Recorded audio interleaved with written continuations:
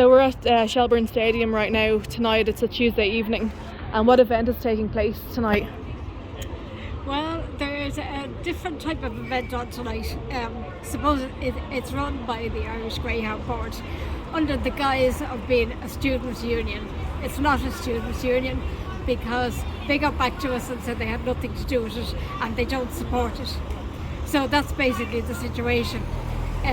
The Greyhound Board are stuck for money, so basically they'll turn any trick at this stage to try and get people in. They're getting a good few in tonight, but I'd say once they realise what they're at, it won't be a repeat performance, you know? So that's the situation. They seem to have attracted a lot because they put it on Eventbrite. And Eventbrite are in Canada, so Eventbrite don't even know what they have on their site. Also, the actual students' union have condemned it and said they don't support it. So they must have seen some literature somewhere. They must know the story of what's attached to this and how dogs die. There could be 10 dogs dying there tonight. They collide at the bend. It's an oval track. They collide at the bend and they run into each other and they break their backs and they break their necks. That's if they're not drugged up to the hilt in the first place, because so many trainers have been prosecuted for offences of drugs offences, human drugs offences, because they're using cancer drugs and everything else on these dogs.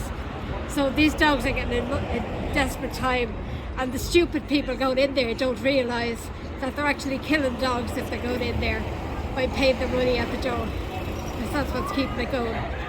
But they're up in front of the Public Accounts Committee at the moment. They have to justify their money, and maybe we will get them decoupled from horse racing, so they'll have to look for their money on their own. So that's the situation. It's in dire straits for the greyhound industry. They're not giving in. They're trying everything possible to get people in there, to get anybody in. I mean, already we've witnessed people urinating on the street, throwing away bottles, throwing away papers. You can look around here and see the state of the place. I really wouldn't like to be a person living on this road. But I mean, they're mostly elderly people. They should have a bit of respect for them.